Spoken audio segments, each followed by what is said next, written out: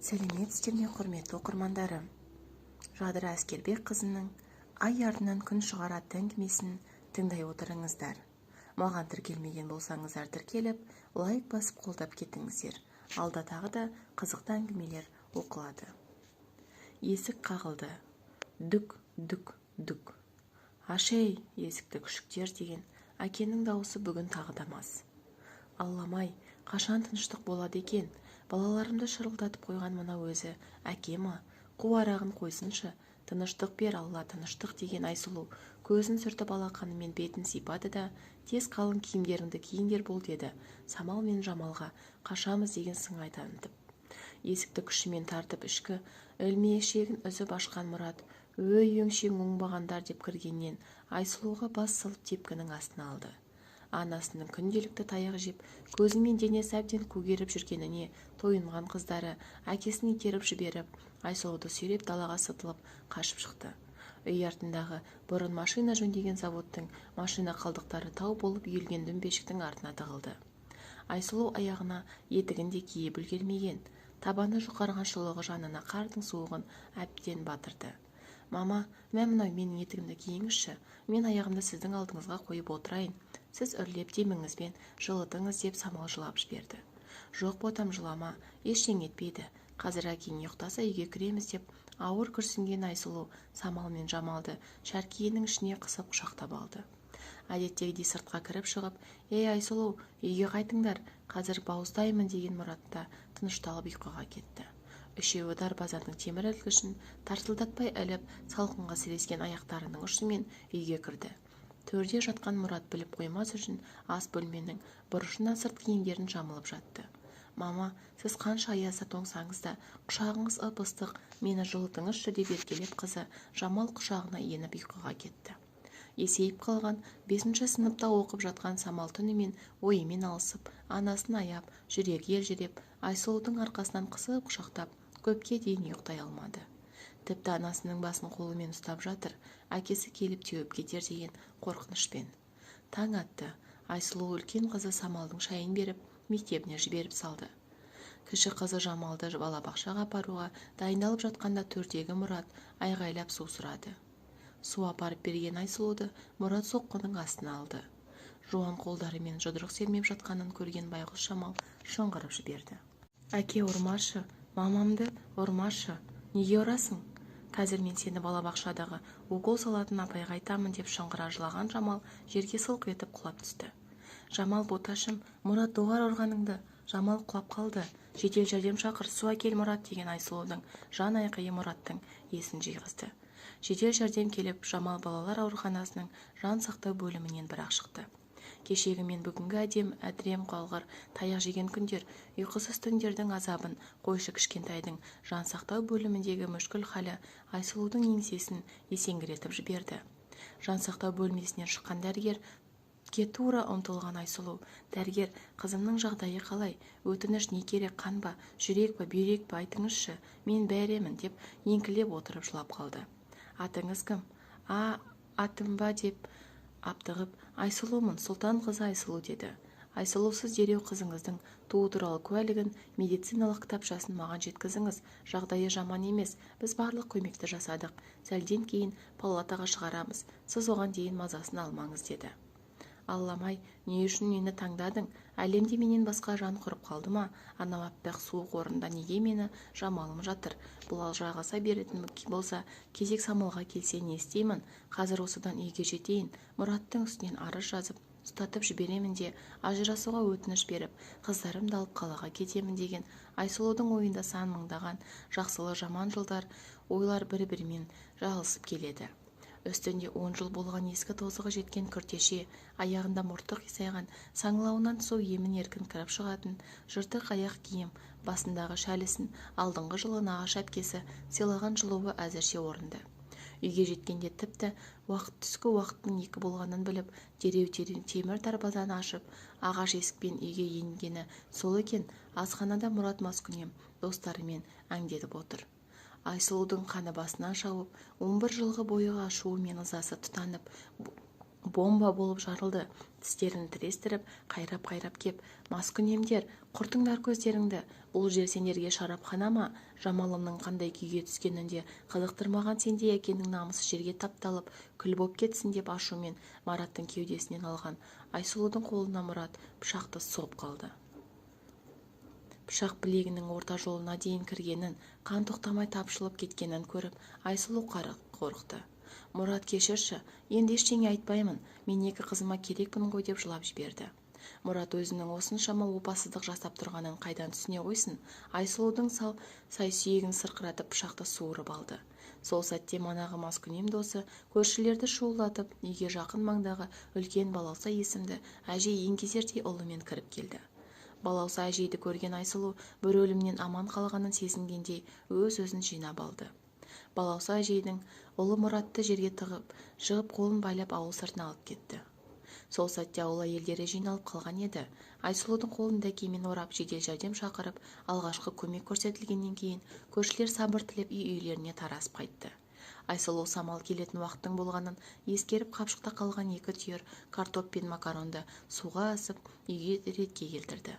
Самал мектебінен келіп, анасының дәкеге таңылған қолы мен көгерген көзін көріп көңілі түсіп, жалма-жан Жамалды сұрады. Бауыр ғой, жүрегі бір жамандықты сезді ме? Тыпыршып сабағында отыра алмаған Самал: «Мама, Жамал балабақшада ма? Кеше түнде далада жаурап қалған шығар. Суық тимеді ме екен? Жыламай балабақшасына барды ма?» деді. Айсұлу үнсіз қалды. «Әкең екеумізді кешіріңдерші». Таңертең болған жайттың бәрін Самал анасынан естіді. «Болды, мама, кетейікші. Жамал жазылғасын әкемізді тастап, басқа қалаға барып, тыныш өмір сүрейікші. Мен де басқа балалар сияқты бала болып ойнағым келеді. Сыртқа шықсам, әкемнің дәл балалар ойнайтын алаңқайда мас болып жатқанын көремін. Балалардың бәріне маскүнемнің қызы деген атқа ие болдым. Сені тепкінің астына алып ұрғанда Жамал екеуміздің өлгіміз келеді» деп жалынып отырған Самалдың сөзінен кейін Айсұлу: «Тұр, жина заттарыңды. 11 жылым босқа таяқ жеумен өтті. Сен екеуіңе де киімнің тәуірін, тамақтың тәттісін алып бере алмадық» деп киім кешегін ала сөмкеге салып, құжаттарын жинап, ауруханаға манағы тамақтан алып, құлпы бұзылған ағаш есікті таспен тіреп, артына қарамастан кете барды.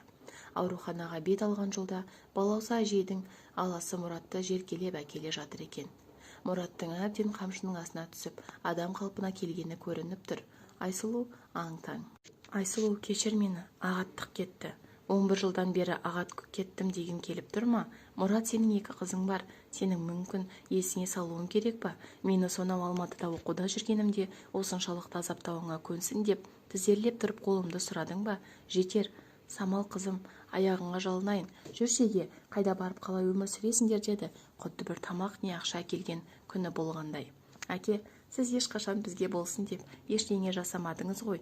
Мен сізден қатты қорқамын, және сізді жек көремін» деп ішінен айтып жылап жіберді. «Қош бол, Мұрат» деп Айсұлу мойнынан ауыр жүктің түскенін байқағандай сезініп, қызын қолтықтап, ауырталық ауруханаға жол тартты. Ауруханаға кіргеннен кейін Жамалдың қай палатаға көшірілгенін сұрап еді, медбикелер жауап бермеді. «Бас дәрігер сізді күтіп отыр» деген көңіліне күдік ұялап, іші бір бұрыс дұрыс хабардың естімесін сезіп, аяғы алға басқызбай, әзер дегенде дәрігер бөлмесінен тұтқасына қолы жетіп есікті қақпастан ішке ұмтылып: «Дәрігер, қызым қалай?» деді. «Өкінішке орай, Жамал қызыңыздан айырылып қалдық». «Не деп сандырақтап тұрсыз?» деп «Өтірік деңізші, қайда менің Жамалым? Мен білем ол тірі. Менің жүрегімді салыңызшы. Құдды қандай Жамалым, небәрі 4 жаста ғой дәрігер. Ол әлі өмір сүруі керек. Шаршадым осының бәрінен. Мені де өлтіре салыңыздаршы» деп айқайлап жылаған Айсұлудың беті сұрланып, талып түсті. Тынышталдыратын уколдан оянғанда Айсұлу аяқ жағында еңкілдеп отырған Самалды көріп, ботадай боздап кетті. «Тынышталып мені тыңдаңыз. Жамалдың бізге келгендегі жағдайы, яғни тыныс алу жұмысының баяу екенін біліп, жүректің ырғағын реттеп, тыныс алу аппаратына салған болатынбыз. 4 сағаттан кейін ол оянып есін жиды. Ояна сала: «Мамама барамын, менің қарным қатты ашып жатыр» дегесін әлдендіретін системалар салып, палатаға шығаруға дайындалып жатқанымызда аяқ астынан денесі мұздап, еріндері көгеріп, есін жоғалтты. Өкінішке орай, біз одан айырылып қалдық. Бізге мәйітке сараптама жасап, не себепте өлгенін анықтауымыз қажет, егер сіздер рұқсат берсеңіздер» деді дәрігер. Айсұлудың өзегін өртеген өкініш. Мұратқа сол сәтте су апармай сыртқа шығып кеткенімде, Жамалымды балабақшаға апарып, кешкісін аман-есен қауышар едім ғой. Мамалап алдымнан жүгіріп шыққанда, бар қайғымды ұмытушы едім ғой, деген ойлар өмірінің бір-ақ сәтте астан-кестеңін шығарды. Дәрігерлердің зерттеуіне бермеген Жамалының денесін үйіне көтеріп, аңырап келе жатқан Айсұлуды көрген дүйім жұрт жүректегі қан жылып, кезекпен кезек өлі денені көтерісіп, өз құшақтасып көңіл айтуда. Ағайын дейтін ағайыны да жоқ. Мұраттың кесірінен бір түйір ағасымен де араласпайды. Ал Мұраттың екі қарындасы әлде қашан бұлармен ат жібін үзіскен. Қуар ағай, досы түгілі дұшпаны да жоламайтын қуарақ. Жерлеу кезінде Айсұлуда еріп барған болатын. Қазулы тұрған қабірге жүгіріп келіп, мені де бірге көміңдер, ботамнан айырылып тірі жүруге шыдамаймын деп өкірді. Әттең ана ғой, құрсағында 2 жыл құндағында 4 жасқа дейінгі тәтті кезеңдері сол қабірге бірге көмілгеніне сене алар емес. Күндер зулап ағуда, енді көрмеймін, келмеймін деген үйінде еріксіз өмірін жалғап жатқан Айсұлудың көзінде мұң, жүрегі сағыныштан сарғайып солып жатыр. Бар арманы Самалдың болашағының жарқын болуы. Мұрат сол баяғы арағының жетегінде желкілдеп жүрген санасыз еркек. Еркек дейміз-ау, есек ол. Бұрын себепсіз ішетін ол. Осы күні қызының қайтқаны жақсы сылтау болғандай. Жамалтайым, бізді неге тастап кеттің деп бөтелкесін құшап сөйлесуді де шығарды. Арада 2 жыл өтіп, Самал 7-ші сыныпты да тәмамдады. Тым өжет, мына қыздың өзіншесін-ай, дегізетін ерте сеген мінезді қыз, жанары әрқашан күліп тұратын. Бірақ бекер күлмеді, түбіне үңілсең бауырына деген сағыныш пен әкеге деген ыза мен кектің жатқанын көресіз. Жыл сайынғы жасы келген әйелдердің медицинада тексерілуінен өту кезінде Айсұлудың бауырына сары су жиналғаны, бір бүйрегінен істен шыққаны анықталады. Бүйрегін тепкінің астына алып, одан қала киімсіз қардың үстінде жалаң аяқ қонақтайтын Айсұлуда ненің денсаулығы болсын. Ол кезде үйдің жанындағы дүкенде еден жуушы, тазалықшы болып күніне жейтін ас суына ақша тығып жүрген болатын. Кешке үйіне келгенде Мұраттың концерті тағы бар. Расымен де Айсұлуды бұл өмір әбден қажытты. Кешке Мұраттан қызы Самал екеуі қашып шыққанда тығыламыз деп жеріміз деп көмір сарайдың қуысына көрпешелер салып қойған. Самал түс ауа көрші құрбысынан кітап алуға кеткен болатын. Айсұлу ұяқтап жатыр еді. Мұрат аяғын арағына сылқия тойып ықылық атып үйге кірді. Самалда кітабын алып үйге енді кіре бергенде Айсұлудың тұншыққан дауысын естіп жүрегін қолына алып бөлмеге жүгірді. Үлкен бөлмеде жүгіріп жеткен Самалдың көз алдына Мұрат Айсұлуды ұяқтап жатқан бөшкесімен стенаның ортасына қысып тастаған. Айсұлудың беті көкпеңбек, мұрнынан қан аққан. «Папа, не істедің? Мамамды өлтірдің ғой, жібер!» «Папау!» деп жылап далаға шыққан Самал есік алдында жер тепкілеп айғайлап көршілерден көмек сұрауда. Кейбіреулері терезені жауып алған, тағы біреулер өлсе өле қалсын дегендей есіктердің алдында жайбарақат жүр. Самалдың күнде маскүнем әкесінің үйге келе сала анасын соққының астына алатынын көрші түгілі сыныптастары мен ұстаздары да білетін. Көзін ашқалы Мұрат Айсұлудың басын жарып, қан құсқанша тепкінің астына алып, қолын шоққа күйдіргенін көріп келе жатқан Самалға бұл өте суық көрініс. Ешкімнің көмек болмасын білген Самақ ошақ алдына жатқан көсеуді алып әкесіне қарай бет алды. Өлтірем деп ащы шыңғырықпен айғайлап беттеп келе жатқан қызын Мұрат, иттің күшігі саған не жоқ деп қолынан шалып беріп, ұстап ішкі тұсынан аямай бір тепкенде Самал есік жаққа ұшып кетті. Көсеумен Айсұлудың басына қайта-қайта соққы жасап, қан жосасын шығарып, ақыры есінен айырылып тынды. Самал еңбектеп артқы жақтағы балауса жейдің үйіне барып, дереу жедел жәрдеммен учаскелік полицейге қоңырау шалуын өтінді. Балауса апай мен келін екеуі Самалды алып жүгіріп Айсұлуға келді. Үйге кірсе үйде Мұрат жоқ, бірақ бөшкенің қасынан бастап еденде қан шайып кеткен. Айсұлудың басы мен беті жыртылған, көзі ілініп бара жатқан көріп, Самал Айсұлуды жұлқылап тұрғызғысы келгенімен қорқынышты түрінен қорқып қадам жасай алмады. «Маматай!» Самал есін жиса, үйдің іші абыр-сабыр, жылаған дауыстар, полицейлер келіп, Самалға су беріп, сұрақ жауап алулары керек екенін ескертіп жатыр. «Жек көремін әкемді, сол маскүнем әкем өлтірді анамды, сіңілімді де сол өлтірген, менің де өлгім келеді. Қаншама уақыттан бері біліп жүрген сіздер көршілерім араша түсе алмадыңыздар ғой. Сіңілім мен анамның өлгенін күтіп жүрдіңіздер ме? Анамды ұрып жатқанда есік алдында менің жылап көмек сұрағанымды құдайы деген көршімнің біреуі көмекке келмеді. Көре тұра аналық жүректеріңіз оянбады. Көре тұра қарындасым деп біреуіңіз жүгірмедіңіздер. Балауса әжеден басқаңызда жүрек бар ма?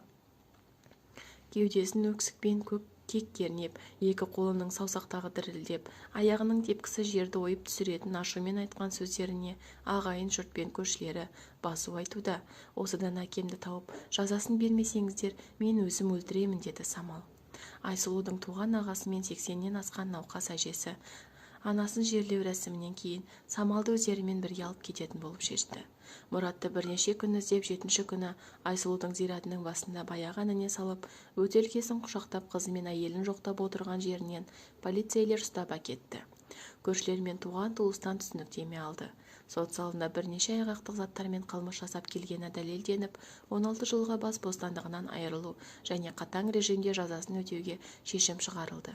Айсұлудың қырқысы өтісімен Мұраттың араласпай кеткен екі қарындасы Самалды оңашада өздерімен бірге қалуын өтінді.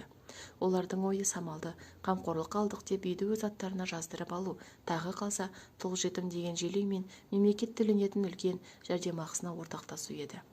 Айсұлу тірі кезінде Мұраттан осы екі қарындасының кесірінен талай таяқ жегені, отбасының берекесін бұзып кеткендерін көрген кездер еміс-еміс есінде қалып, бұл екеуін жек көріп кеткен Самал. Түске дейін Айсұлу мен Жамал жатқан көрші зиратқа келіп, нағашы ағасымен Құран бағыштап, үйдегі жүктерін жинап есікке қарай құлып салып, нағашыларымен бірге басқа ауданға кетті. Самал нағашыларының үйіне көп келмеген, нағашы жеңгесі жүзі жарқын, ұзын жіңішке бойлы, шалақазақ шикі орыс сары келіншек екен. Мектепте өзін өзі тану пәнінен мұғалім болып жұмыс жасайды. Нағашы әжесінің отырып тұруы қиын, денсаулығы сыр бере бастаған кемпір. Нағашы ағасы қалада 15 күндік жұмыс барысында 15 күн демалады.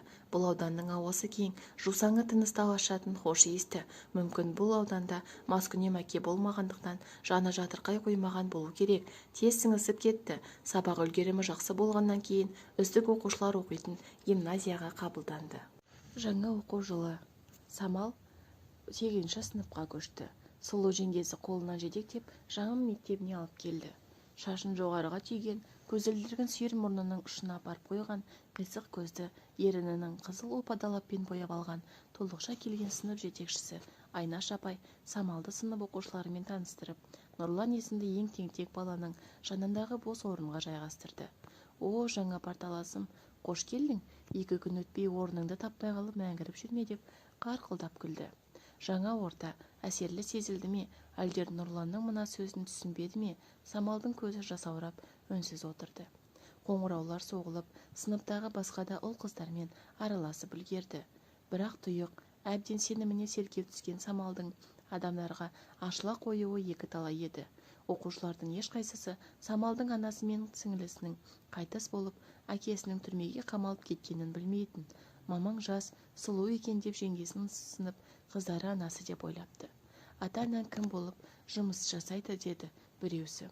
Анасы жоқ екен деп, аяушылық көзбен қарамасын деп, әкесі қылмыскер деп, кемістіп, тастар деген қорқынышпен дереу өзін жинап алды да, анам мен әкем шетелге ұшып кеткен, жұмыстары сол жақта, ал мені нағашыларыма қалдырды, деді. Оңай емес, кеше ғана анасының қазасының ауыр болғаны көз алдына жатталып қалған.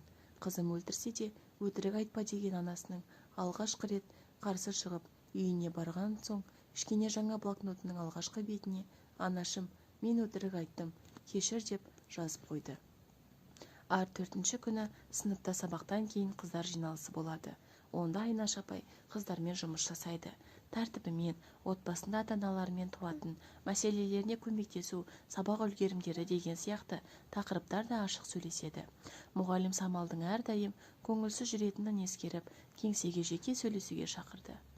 Мұғалімнің мәнерлі сөйлеуі, сауаттылығы ұнайтын Самалға. Ашылып кеңінен ақтарылып, ішіндегі жасырына жылап тұратын Самалдың жағдайын апайына айтса, жеңілдермін деген оймен барлық сұрақтарға жауап беруге келісті. Апай, мен мамамды қатты сағындым. Анам күнде біздің көңіліміз түспес үшін күлетін, түнде көзін сүртіп, жасын жасыратын. Мен оның барлығын байқайтынмын. Үйдегі ұрыс-керіс басталғаннан жүрегім біртүрлі болып, бойым салқындайды. Анама әкемнің соққысына тиген жерінен тесіп шанши бастайтын. Жүрегім кейде бізді де әкем лақтырып жіберетін. Сіңілім Жамалдың жүрегі оған шыдамады. Ал әкем, ол менің балалығымның астан-кестеңін шығарған адам. Күннің атқаны мен түннің батқанында еркелеткенін көрмедік.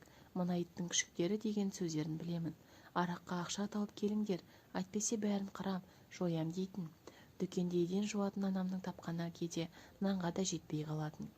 Әкемнің қарындастары ақша керек болып жатыр деп, бірде теледидарды, бірде тоңазытқышты сатуға алып кетті.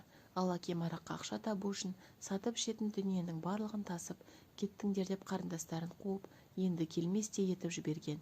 Анамды сіңілімнің 1 жасқа толған күнінде әкем тойлатып кеп қолын сындырған. Нағашы апам ағам ашуланып, болды енді ажырасасыңдар деп анам мен бізді алып кетті. Ал әкем сау күнінде де, мас кезінде де анама келіп, үйге қайтпасаңдар бізді өлтіреміз деп қорқытатын.